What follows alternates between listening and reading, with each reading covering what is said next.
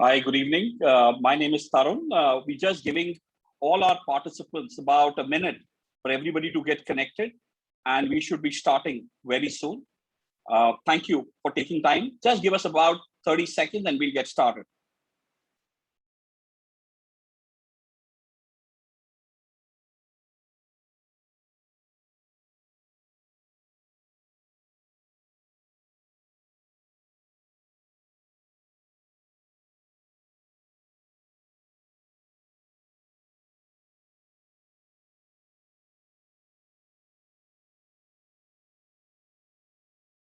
Okay, here we go. Hi, good evening to all our participants from India, and a very good morning to all our presenters from Team South Carolina. Thanks for the early start. I'm sure it will be great. My name is Tarun Gupta. I'm the Managing Director of South Carolina Department of Commerce in the office.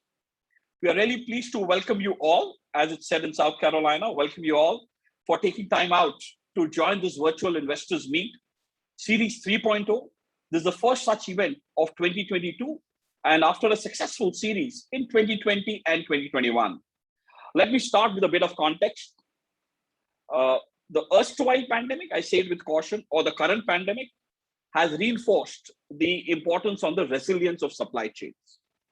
United States continues to be the most important country, market, geography for Indian companies, including companies from the automotive sector.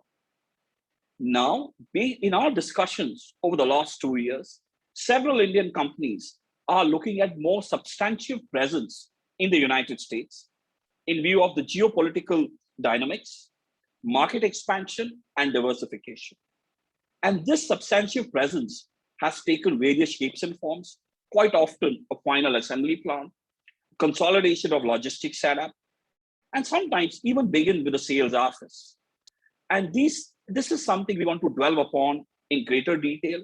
But the key question we aim to answer in the next 35, 40 minutes, and will be about 40 minutes, can South Carolina emerge as a preferred business partner for Indian companies?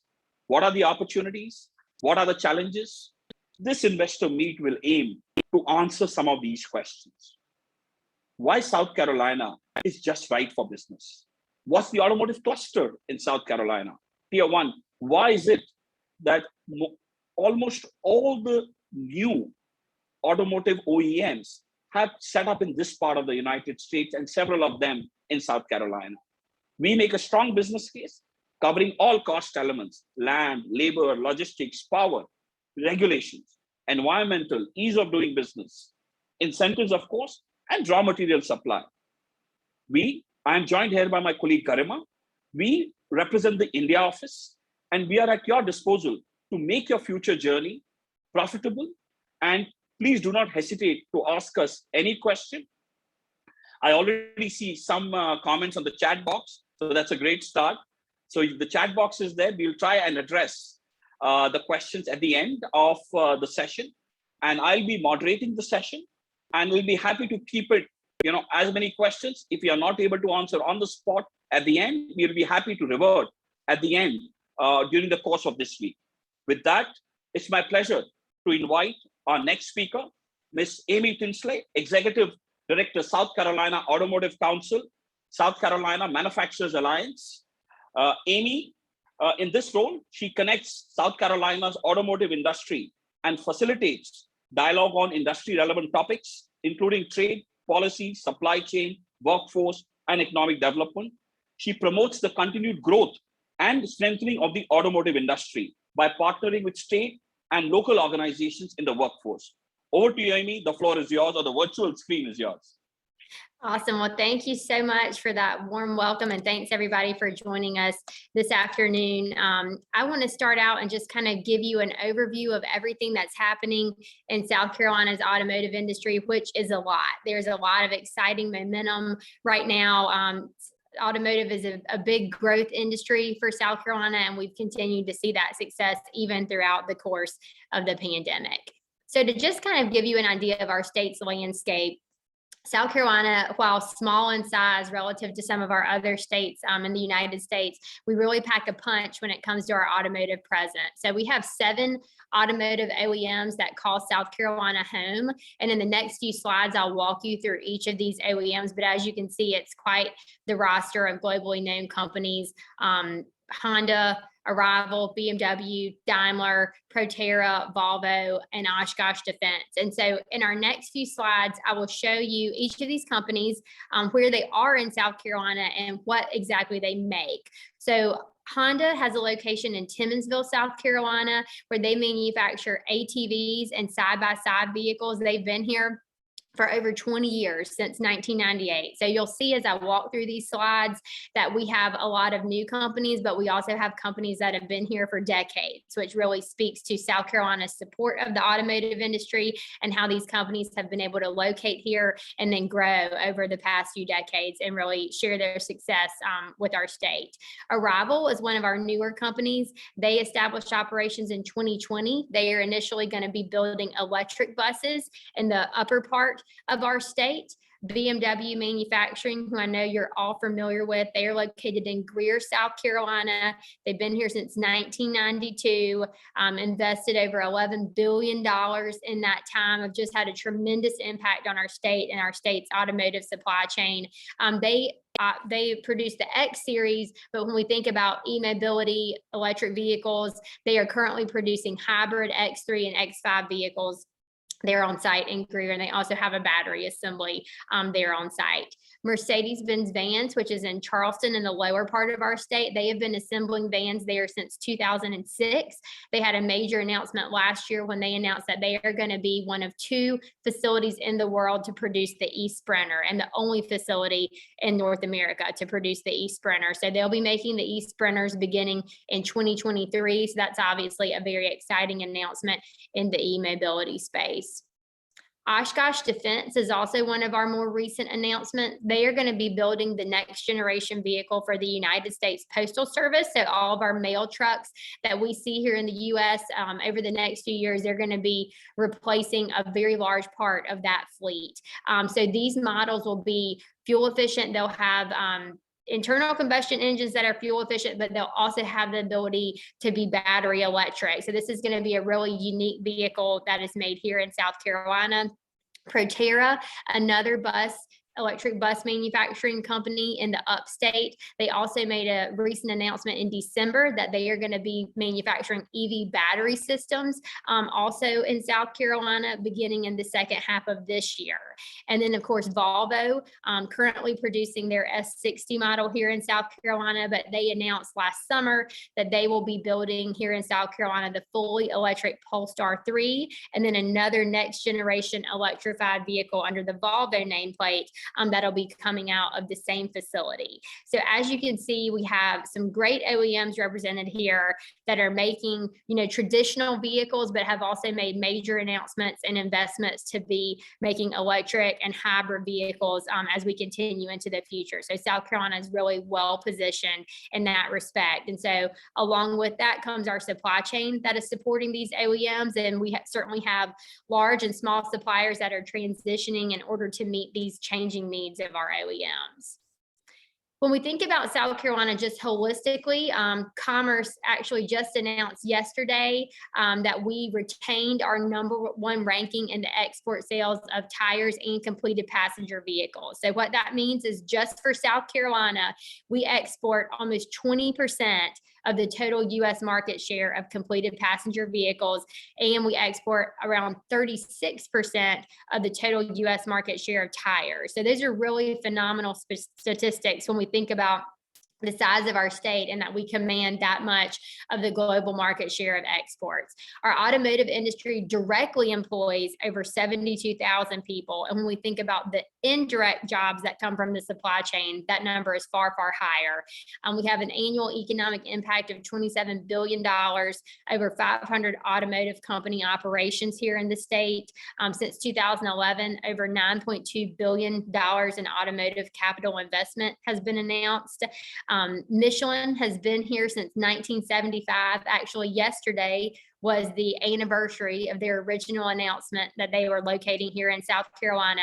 And since that time, we have added Bridgestone, Continental, and GT Tire, other nationally known, globally, known tire brands. And our state makes over 100,000 tires a day, which obviously contributes to that #1 ranking that you saw above in our tire export ranking. So as you can see, automotive, including tires, is and remains a really top priority for our state's job recruitment and for talking to companies like you about coming here to set up operations because we have a great environment. A little bit, since we were talking about e-mobility, just to kind of think about South Carolina and the number of hybrid and electric vehicle drivers that we have here, you can see this is kind of hard to read, but it's a graphic of the 50 states of the United States, and South Carolina sits kind of squarely in the middle with the number of registrations. These are all electric vehicle registrations, so this number actually does not count hybrid vehicles, or it would be higher than this number that you're seeing. But it just kind of gives you an idea that South Carolina is kind of right in the middle when it comes to electric vehicle adoption by consumers in our state. This is old data. We're waiting for it to be updated by the federal agency that tracks these things, but just kind of a data point on where we are with consumer electric vehicle adoption here. And along those same lines, when we think about electric vehicle charging stations, we have 336 publicly available stations. This doesn't count privately owned stations at someone's home or a private business, but we have 336 public charging stations in our state, and you can kind of see those denoted on this map. But some things I'm about to talk about, with some federal money and other investments, we expect to see this number continue to grow and have more charging availability throughout our state. So when we think about the overall automotive industry and kind of its path forward, not just in South Carolina, but globally, obviously everyone is very aware of the semiconductor shortage. I think the exciting news is that over the last year and even in the past few months, there have been some major announcements by a number of semiconductor manufacturers globally and here in the US, from some announcements, new facilities that are going to be coming online to increase that capacity. The bad news is that those facilities take a long time to build and they're extremely expensive. So while they are going to be built, we don't have that excess capacity available to the industry as a whole today. So most industry analysts, this is kind of a moving target, but I would say the new consensus is that we'll start to see a significant easing of this crisis in mid-2023. And again, this isn't just specific to South Carolina, but the global automotive industry. So hopefully we are headed in the right direction. When we think about things here in the US, just recently, the United States Congress, both houses of Congress, the Senate and the House, have passed something referred to as the CHIPS Act, and it is significant government investment in semiconductor availability and supply chain. So the CHIPS Act has passed both the House and the Senate, but now it has to go through a reconciliation process where they negotiate to get to a final consensus piece of legislation. But as it currently stands, that bill contains $52 billion, with a B, $52 billion directly for the U.S. domestic semiconductor industry, and then an additional $45 billion and strengthening that supply chain, that high-tech supply chain and the supply chain for chips. So that would be a major government investment in support of continued semiconductor R&D, having that manufacturing here in the U.S. and supporting not just the automotive industry, but many of our manufacturing sectors that rely on semiconductors so heavily. The second I have here is supply chain. So obviously COVID exacerbated some supply chain issues globally in terms of just the movement of freight, the different things that we've seen. But in recent conversations with some of our automotive companies, another major issue that's coming up in the supply chain arena is the cost of raw materials. So there have been some significant spikes in raw materials costs that can be very difficult for manufacturers. And that's not just, again, here in South Carolina or the US, but globally. So that's another thing that everyone is keeping their eye on, is just kind of those costs and how that impacts their business, and then ultimately the consumer. So some continued supply chain challenges, again, not unique to automotive, but something that, all manufacturers are really experiencing across the board. Remaining COVID-19 challenges. Obviously, we are now at a different point in the pandemic than we once were, but since the automotive industry is so globally connected, when we have other countries that are entering lockdowns or changing their rules on the movement of people, that can certainly impact our companies here that have global operations or global suppliers that they are then impacted by. So COVID does continue, to be an issue at times, although it's certainly less of an issue than it has been. It's also important to note that in South Carolina, throughout the entire pandemic, the manufacturing industry was recognized by our governor as a significant industry and an important industry that did not need to be shut down. So automotive manufacturing was never shut down by any type of government order or restriction throughout the entire course of the COVID pandemic, which was really important to keep all of those facilities open. So that's something that South Carolina really managed differently than perhaps some other states and countries, and really helped us to keep this industry strong.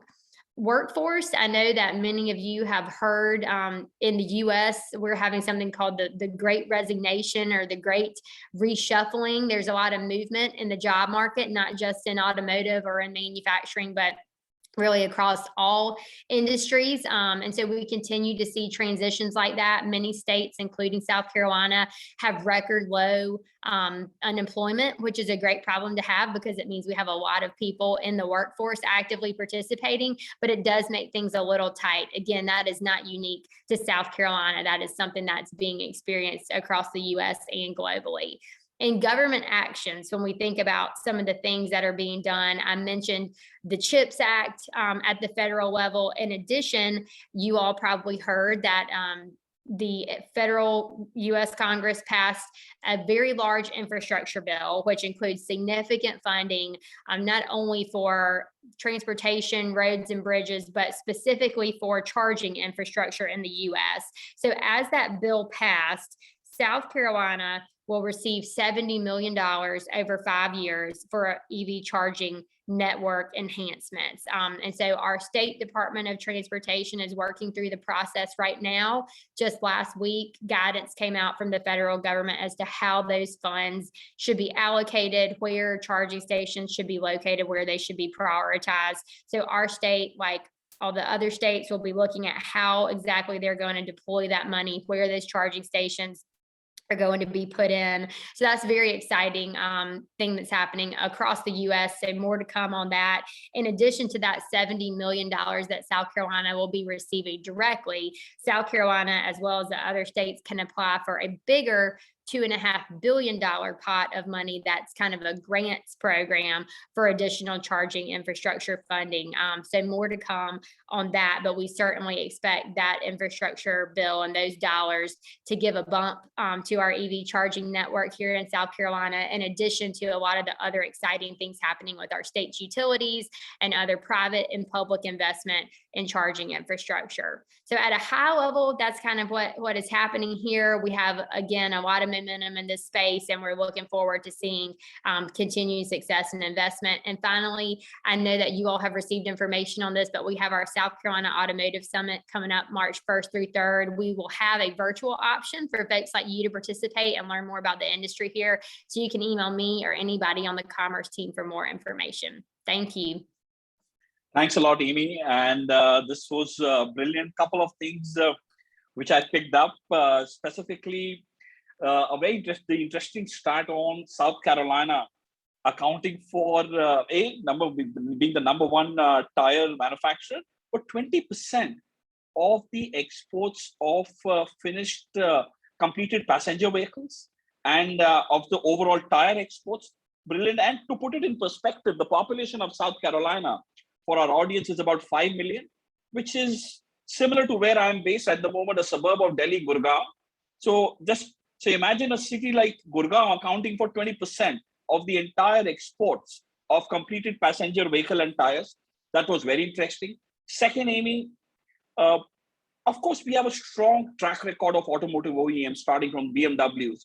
But what is very encouraging is the new OEMs for e-vehicles, the existing OEMs launching their e-vehicles, which shows that we are moving with the curve on the electrification journey. And this is important because the single biggest driver for Indian companies to look at outbound investments is market seat, right? And this also complements what you made a statement later on, is the amount of financial support now, which is coming in. This current federal administration had the 100-day paper on America's supply chain, and you see the CHIPS Act, whether it's $52 billion for semiconductor or $48 billion, $45 billion for the supply chain. This also, and the spend on infrastructure, this really opens opportunities for Indian companies to participate on new supply chains which are emerging. So brilliant. I'm sure we'll have a lot of questions for you, Amy. And with that, I invite our next speaker, Tony Allen, and who's no stranger to India. In fact, Tony was the happiest person when India announced that there are no testing required for fully vaccinated. So Tony is now waiting to jump on a flight to India. And Tony also had the opportunity to lead one of the largest greenfield investments in our state from a tier 1 supplier. And, Tony, and in terms of India experience, he can get his way around, probably the most well-traveled South Carolinian in India. Tony is currently the Senior Program Manager for Foreign Direct Investment, and he's been with the Department of Commerce since 2007. And he oversees various offices, coordinates with various inward mission. With that, Tony, the floor is yours. Over to you. We are all keen to hear what you have to tell us today. Thank you, Tarun. Good evening, everyone. It's a pleasure to have the opportunity to speak to you today. And thank you for your time and your interest in South Carolina. It's going to be tough to follow, Amy. That was a fantastic overview of the automotive sector in South Carolina, and I learned a lot. I'm going to get into a little bit, maybe more detail about what Department of Commerce then can do if you're interested in investing in the United States. And South Carolina seems like it would be a good location for you. I'm going to tell you a little bit about how we can help you as a state start some sort of an operation here, if it's a factory, a warehouse or distribution center, an engineering center, or even just a sales office. So Amy mentioned in detail about the automotive sector in South Carolina. This just shows you more visually a map, and it shows you the location. Tony, sorry, at the moment I cannot see the slide. Maybe you just want to hang pull on. it up. Let me. There we go. Can you see it now? Not. Yep. Is it up now? Tony. Okay, great. Yep. Tony, you may want to go to the first slide. Sorry about that, everyone. No So you can see a graphic representation now of the OEMs in South Carolina. I don't know if you can see my cursor, but up in the top is our flagship company, BMW. Proterra is up there, Freightliner. Down along the coast is the city of Charleston, and that is where Volvo and Mercedes-Benz vans are located. And then Honda ATV is I don't know if Tony, you can see my cursor Tony, there. Yes, Tony, this is Tushar. We had a comment. Can you go to your slideshow screen and just make it bigger? Oh, sure. So yeah, click on slideshow. Yeah. At the very top. Hang on a second. I should have done that in the beginning. That's okay. Keep going to the right. Slideshow. Up top, right there. Up top. Go up. Yeah, I got to get rid of this bar here. Oh, okay. Hang on. Let me see if I can shrink this. I've got this.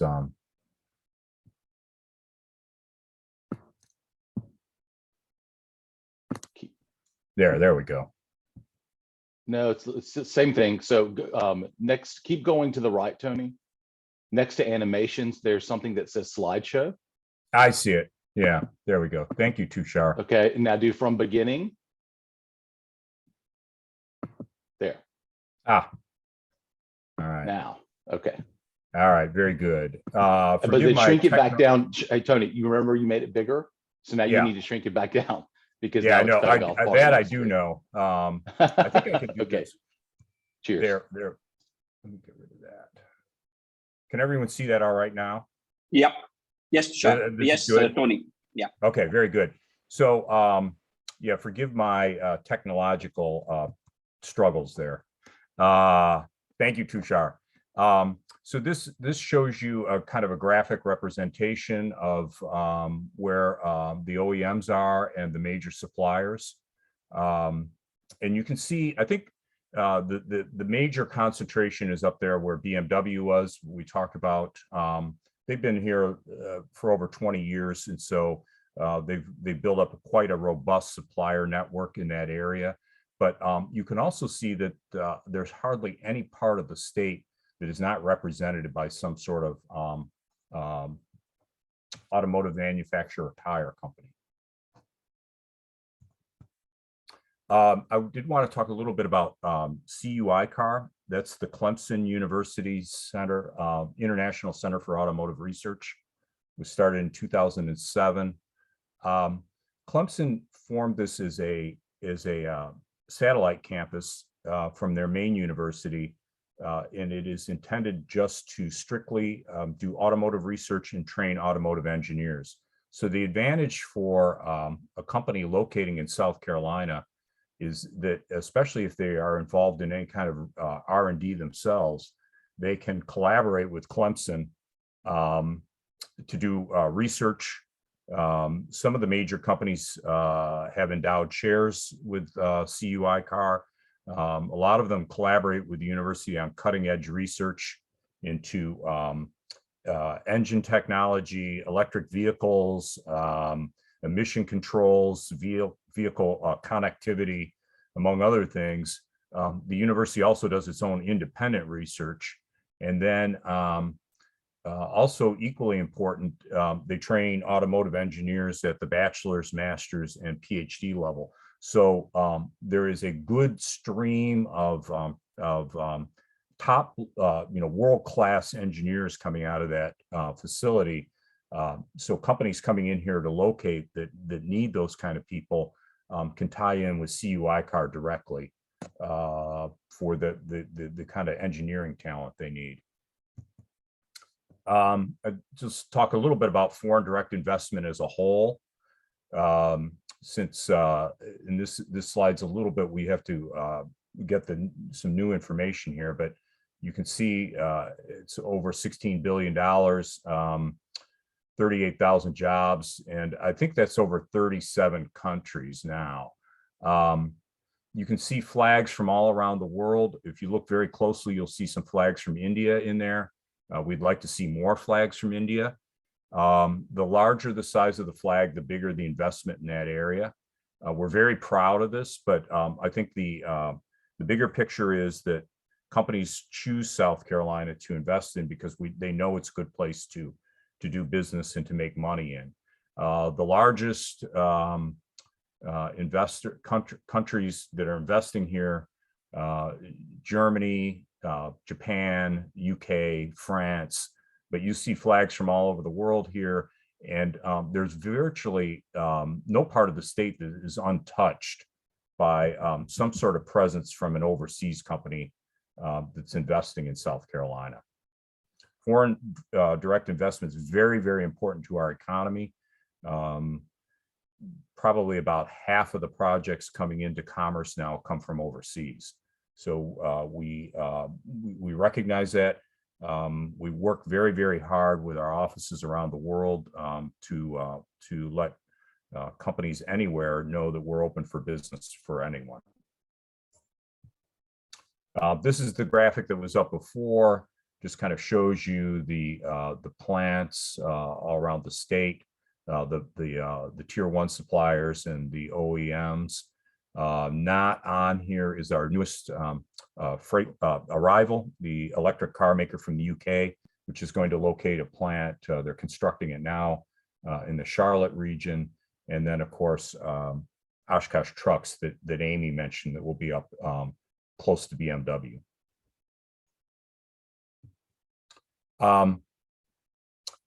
The Southeast United States for the last 30 years or so has become supplanted the Detroit area in terms of automotive manufacturing. Of course, the Detroit three are still up there in that Ohio, Michigan, Indiana area, but most of the other companies, especially from overseas, all the European and Asian OEMs locate in the southeast part of the United States. And so South Carolina is right in the heart of that. I show you this because if you are supplying one of our OEMs, chances are you might be looking to supply some of the other OEMs as well, or tier one suppliers. So it kind of shows you we're right in the center of that, and you're within a short reach of some of these other big names: Kia, Hyundai, Honda, Toyota, VW, all have plants in the area, and it strengthens the supplier network for everyone and increases opportunities for business for everyone. Talk a little bit about incentives, just in a broad picture. Tushar is going to speak about incentives as well. Last year, South Carolina was recognized by Area Development Magazine, which is a site selectors magazine, for having the second strongest incentive program in the United States. They do a survey every year about from business executives on a variety of items such as workforce availability, shovel-ready sites, pro-business climate, things like that. So our incentive, we change on that every year. A few years ago, we were number one. Next year we might be number three, something like that. But we're always in the top 3 or 4 states in terms of the strength of our incentive programs. I'm going to go over these in a high level overview, but I want to emphasize that if you're coming in here and you're hiring a minimum of 10 people, you are eligible for some of these incentives. They're performance-based, so the larger the investment, the greater number of jobs, and the higher the wages, the more incentives the company can receive. They're broken down into 2 buckets, if you will: statutory and discretionary.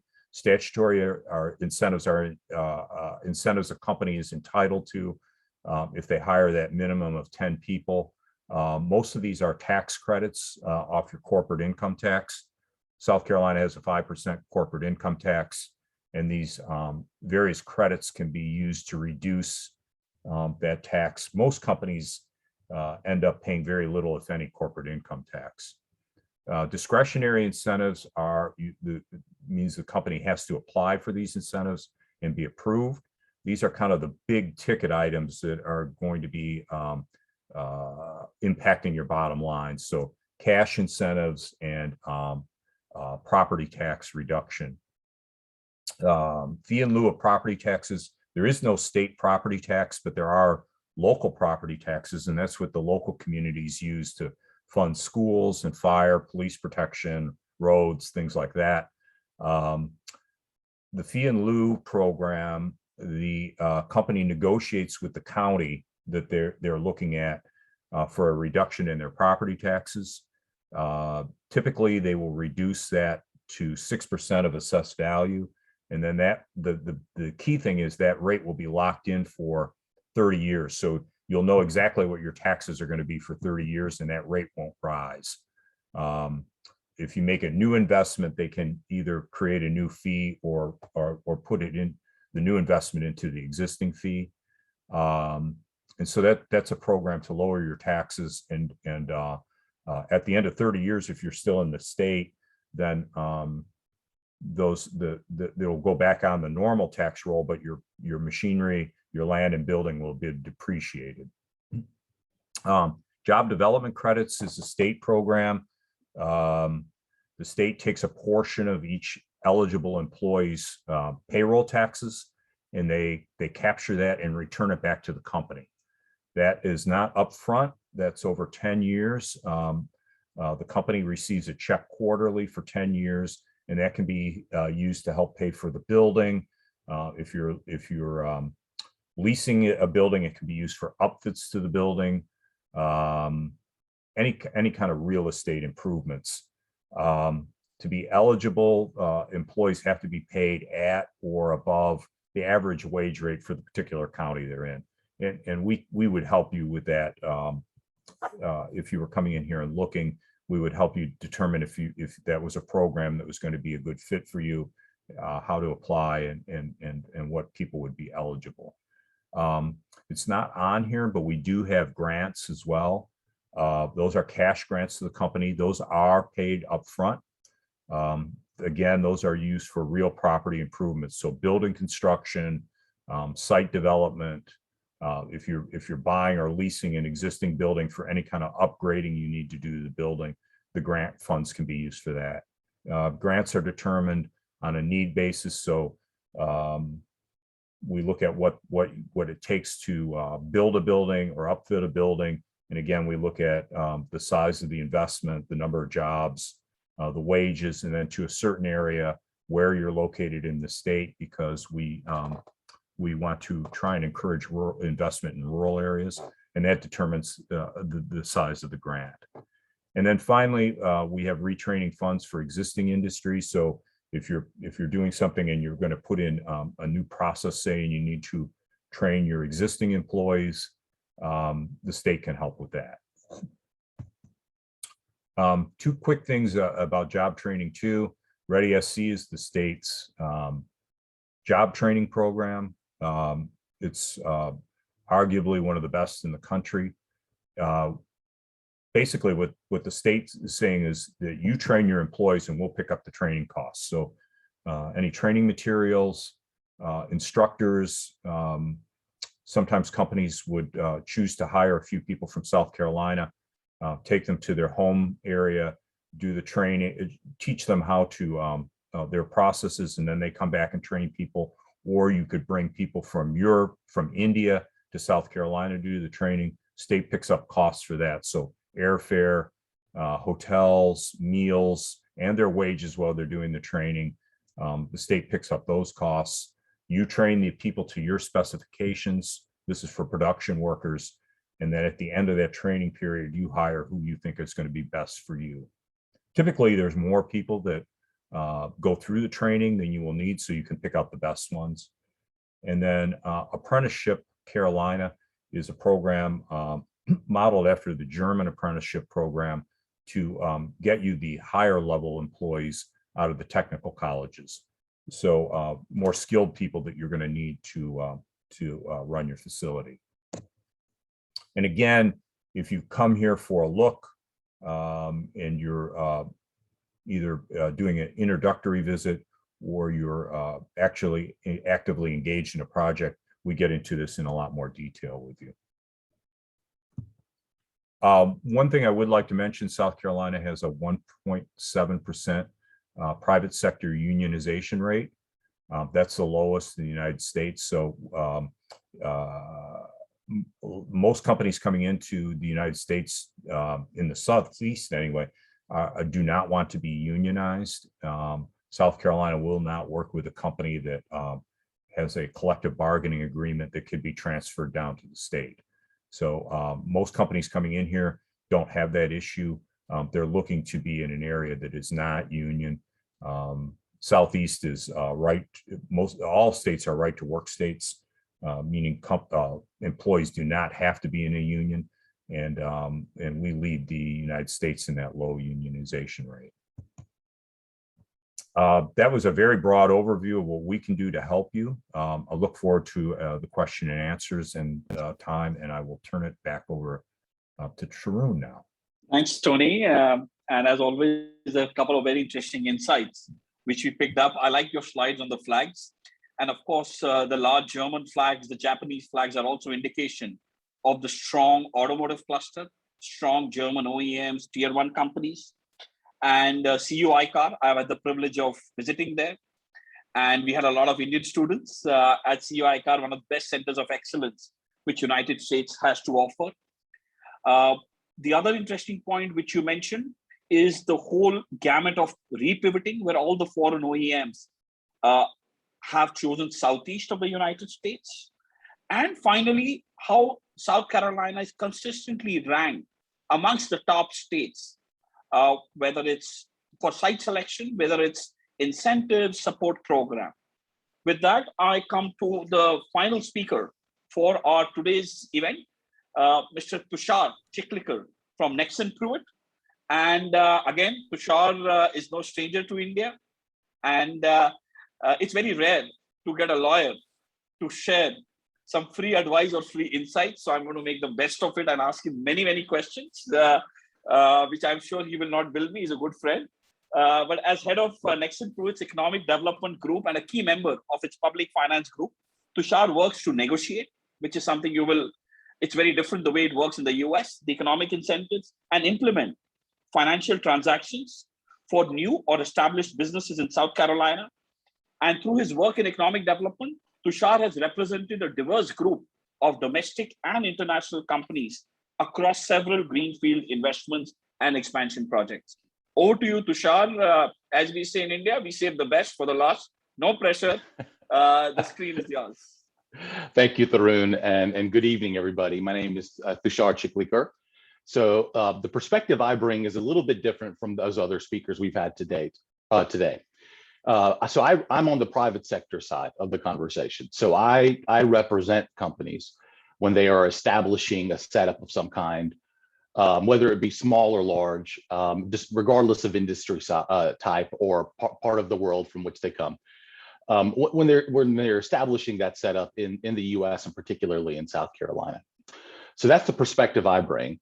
I have represented a number of automotive companies. I represent Honda, I represent Oshkosh Defense, we represent Volvo, but also automotive adjacent companies such as Michelin as well, and have represented those companies for many years, have also represented many Indian companies as they have entered into the US market of all different sizes.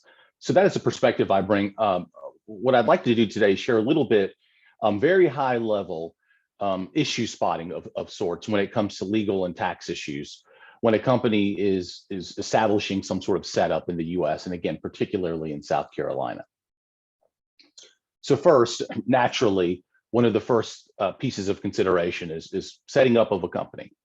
What you see on the screen here are the different types of business organizations we have from a legal perspective in the United States, and South Carolina is no different. The two that I would ask you to focus on are the C corporation and then the limited liability company. These are the C corporation, as you may know, is your standard shareholder owned corporation in South Carolina. It is taxed in the way that a normal corporation would be taxed, but it also provides the legal protection that comes with being a C corporation. So there's definitely a value associated with that. But then also a limited liability company is a relatively new, maybe created in the last 25 years, business organization that has some of the benefits of a C corporation and then some additional taxation benefits as well. What we often see, and the reason I said to focus on those two particularly, is this sort of setup when a company is establishing in the US. So what we have is the Indian parent company. Then what you have below it, the first company I created in the US is what we would call a holding company. That is the C corporation.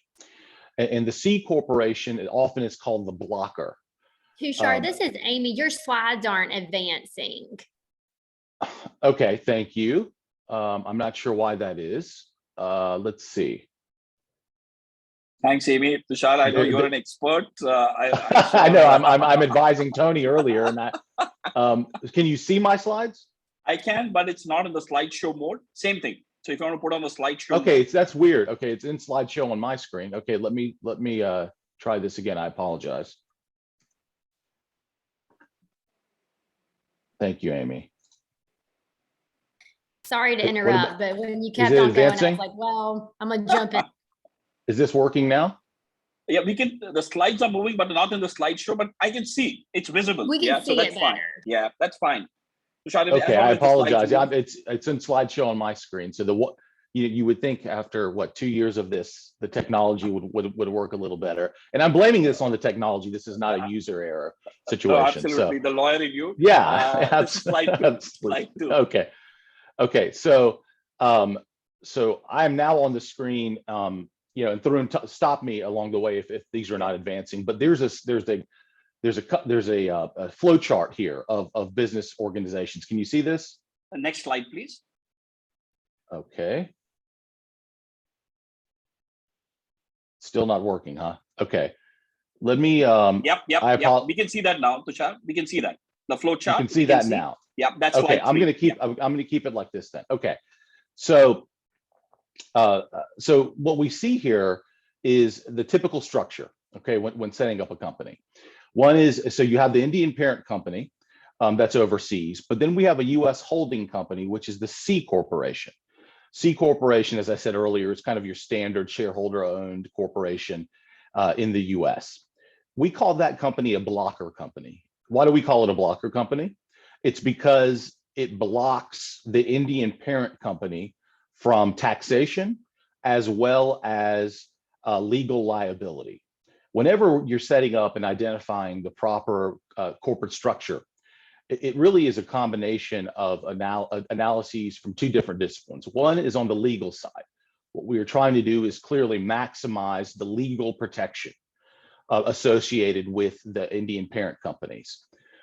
But what you're also doing, there's a tax analysis. And so we often advise our clients and often CPAs, whether they be in India or whether they be in the US, but international experienced CPAs, accountants are part of the formation process as well, because on top of maximizing legal protection, we are trying to minimize taxation back to the Indian parent company. And so this is what we often see. Typically, if it's just a sales office, the holding company, this blocker company, is all a company really needs to form. But as a company establishes some sort of physical property ownership, that is when you see this, the lower level of the operating LLC and the real estate LLC, limited liability company, because that provides an additional layer of protection. Again, typically those LLCs are not needed until a company has a greater presence, something beyond a sales office, but certainly something to keep in mind. The other thing also, creating a company, setting up a company, once the legal and tax analysis is done and a structure is settled upon, that can be done within 1 hour in South Carolina. So it is a very, very fast process. It is a very inexpensive process. Government filing fees are in the hundreds of dollars. Legal fees are not much more than that. It's a pretty simple process. So now I've moved on to the slide for income taxes. I'm hoping you can see that. And so, of course, from the federal side, we have a flat corporate income tax rate of 21%, which is a dramatic reduction from the 35% that used to be applicable in the US. That happened in 2017. There's also, what is very important, as I mentioned earlier, is keeping, minimizing taxation to the parent companies. But fortunately, India has a tax treaty with the US. And so there are some specific provisions that really do limit that kind of tax liability. And that is where the CPA, the accountant comes in to help, whether it be transfer pricing rules or intercompany transfers of equity or capital or property. There are ways to minimize that sort of taxation. Then in South Carolina, we have one of the lowest state income tax rates in the entire country, at 5%. On top of that, as Tony mentioned earlier, there are a number of incentives that are available to lower whatever tax liability a state income tax liability a company may actually have. So very briefly, I wanted to speak about economic development incentives. Tony touched on this earlier. This is my particular area of specialty, along with real estate and corporate issues. What I would say when it comes to incentives in South Carolina, of course, we've got tax credits, exemptions. grants, cash grants, training programs along the lines of what Tony described earlier, which are award-winning and which other states actually try and mimic. And then, we've got a number of sources of incentives in South Carolina: state government, the local governments, potentially cities, utilities, the Port of South Carolina. There are lots of potential sources of incentives depending upon the type of project that we're talking about. Now, there are four primary factors that really come into play when these parties are evaluating whether or not to offer your company incentives.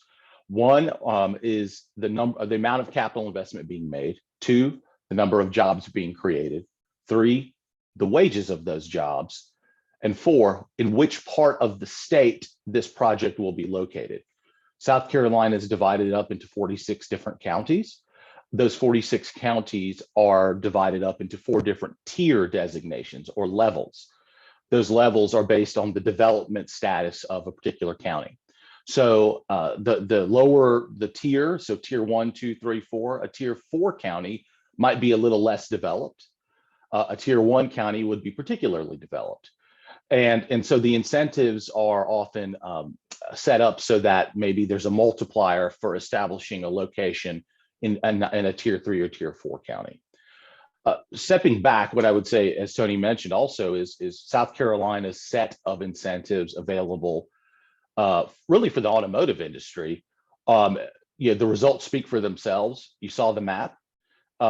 There's a reason those companies, on top of workforce and general business climate and quality of life, there's a reason those companies have located here. I can tell you on behalf of some of them that I represented, and that was the incentive package that they were offered. So, and then the incentives are very flexible also.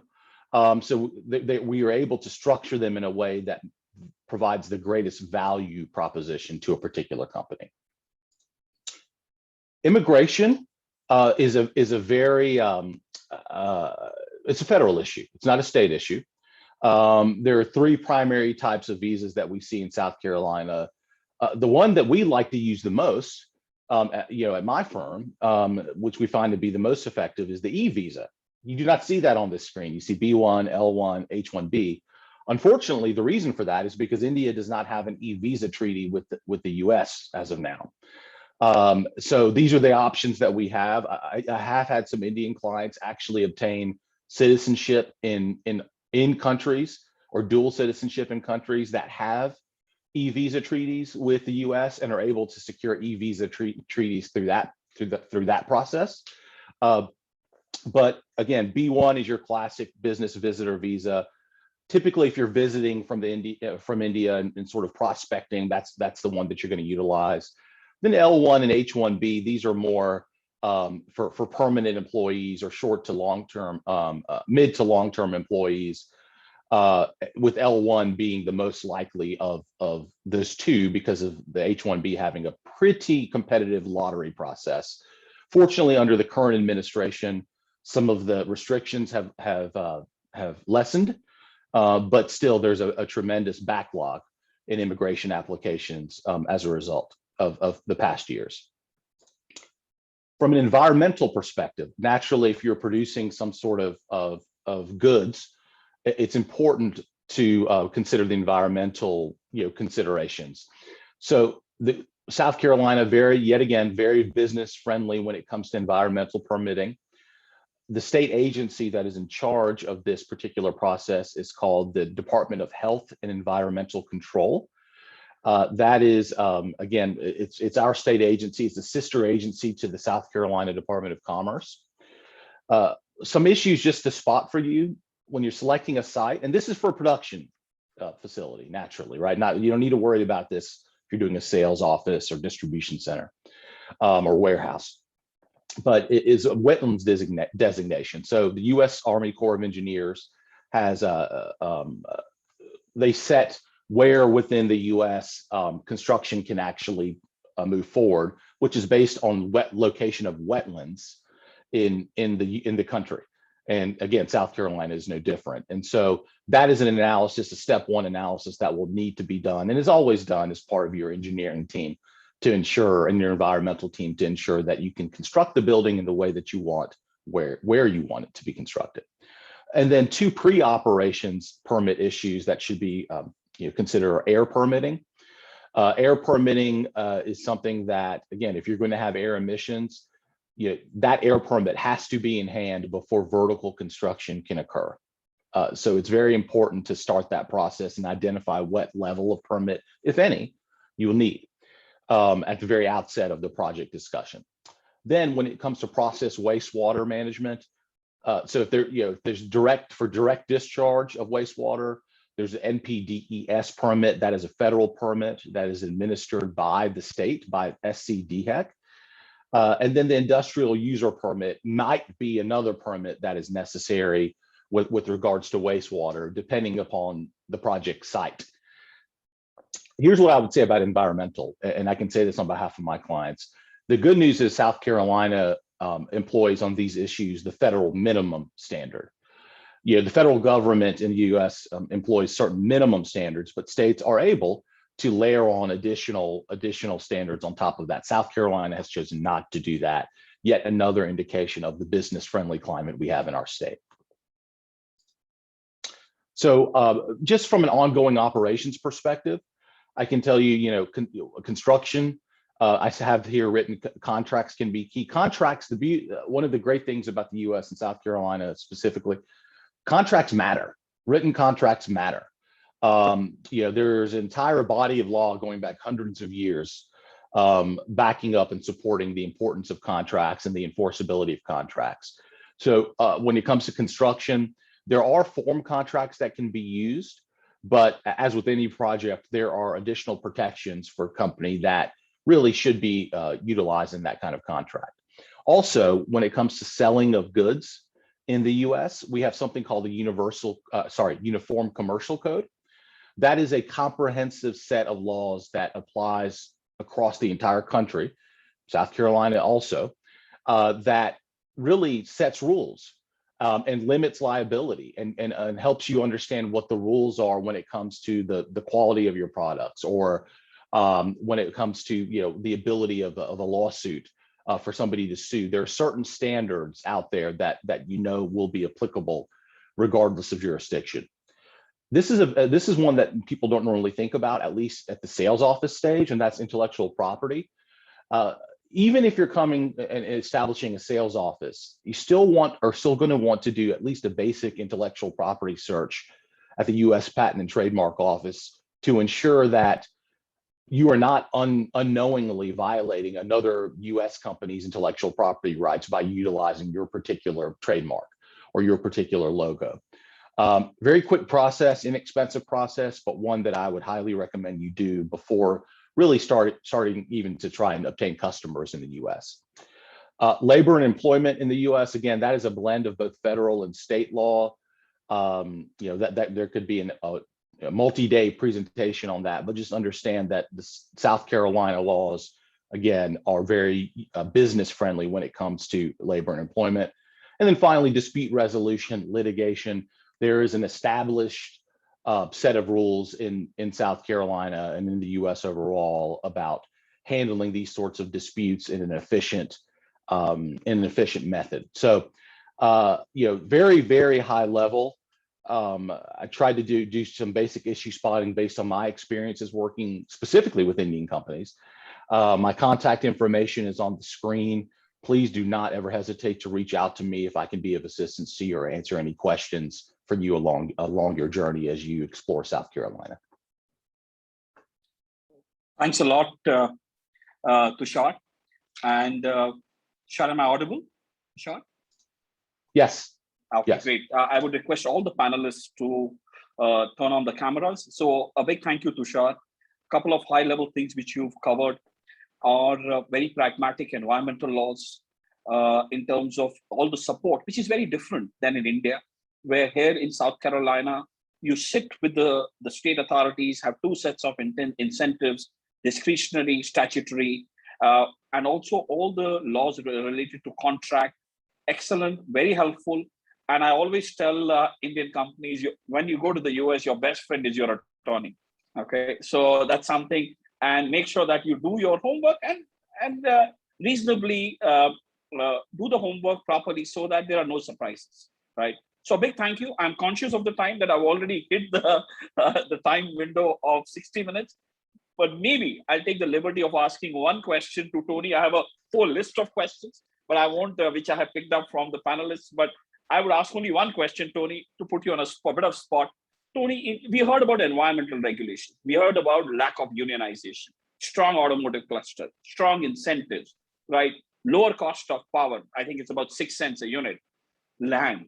That is something very sensitive in India. The land, expensive land acquisition process, anything you can throw light on in terms of how competitive it is, how fast it is, anything you could throw some light on, and readily available it is in terms of infrastructure. Sure. Land in the United States and in South Carolina, particularly, is relatively inexpensive. It's not difficult to acquire. There's no real restrictions about companies buying land, industrial land, anywhere in the state, and we would help you with that. So we don't differentiate between a United States company and a company from the UK, China, India, buying property here. Industrial land, if it's raw land, can be very, very cheap. As cheap as low as $4,000 or $5,000 an acre. If you want to get improved land, like in an industrial park, with all the utilities there, road, cut in, sewer, water lines, and the electric already supplied, you're probably talking around, depending on where it's at. So closer to the Port of Charleston, the prices go up maybe $150,000, $200,000 an acre. If you're in a more rural area, it can be as cheap as $20,000 an acre. You could probably say, at an average across the state, $40,000 to $60,000 an acre would be a good average.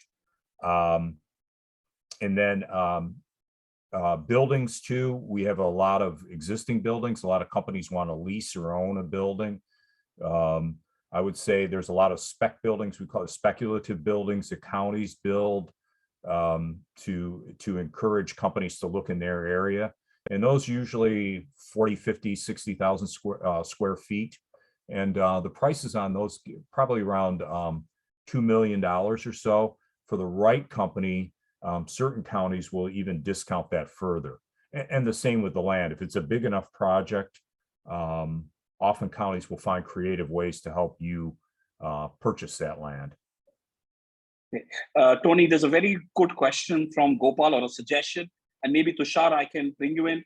Tushar, if you could just throw a bit more light on some of the issues which may come in, for example, wetlands and permitting, and how the state, and Tony, feel free to come in as well, how the state works with the local counties to get over those issues regarding permitting or wetlands. The question is both for you, Tushar, as well as Tony. Anything you would like to brief the audience? Yeah, Tony, I know you have specific experience. If you see the question in the chat, working with John for Sundaram from Clayton. So, but particularly as to add a little additional gloss on the wetlands issue. So, as I mentioned earlier, a wetlands delineation should be one of the first steps in identification of a site in South Carolina, or the U.S. in the entire country, but South Carolina certainly. These are jurisdictional wetlands that the U.S. Army Corps of Engineers has said cannot be constructed on unless certain very expensive things occur. And so typically, whenever I'm working with the company, we bring in an environmental consultant almost immediately because it's always better to know as soon as possible what is possible on the particular site. Or if there are some additional, I guess, approvals that are needed from the U.S. Army Corps of Engineers, which is called a jurisdictional determination letter, which sometimes can take some time. Again, that is a federal, piece of paper or approval we would obtain.